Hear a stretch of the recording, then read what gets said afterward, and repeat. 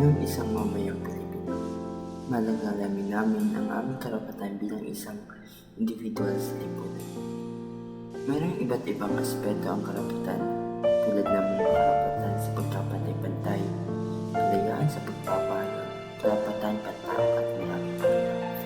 Ang pagkaalam sa aming karapatan ay nagbibigay sa aming kakayahan upang ipahayag ang aming sariling kalooban at mabuhay ng may dignidad.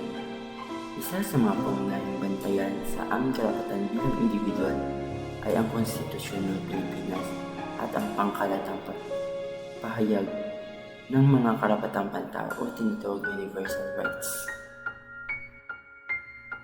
Sa pamamagitan ng pagkinanlan at pag-unawa sa aming karapatan, nagbibigay kami ng kapangyarihan na ipagtanggol at liit ng mga ito.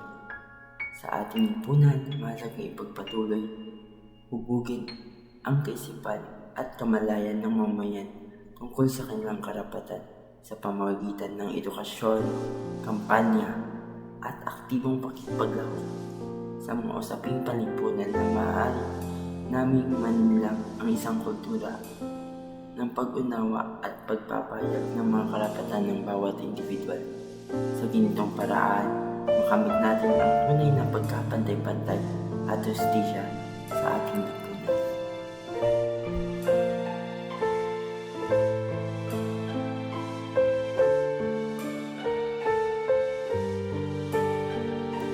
Ang paglaban sa pagkaapak sa aking karapatan pantao ay isang malalang hakbang na maaari kong gawin upang ipagtanggol ang aking sarili at ang mga karapatan na uukol sa akin. Unang-una, ako ay magpapahayag ng aking saloobin, karanasan, at ang pagkabahala sa mga taong kinakaulan sa pamamagitan ng pagsulat ng liham at pagreklamo sa kinaukulan.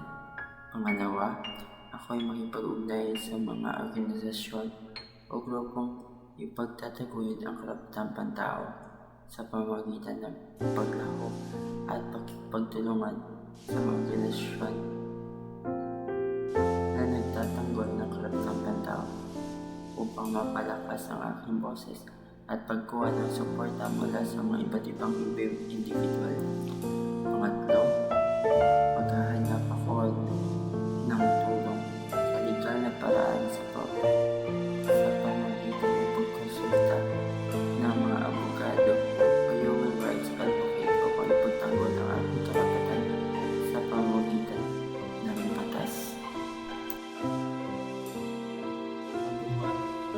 Ang paglaban sa pagkaapak ng aking karapatang pantao ay isang proseso na nangangailangan ng determinasyon, kaalaman, at pakikipagtulungan sa pamamagitan ng pagpapahayag, paglahok sa mga organisasyon, legal na suporta, at kaalaman sa aking mga karapatan.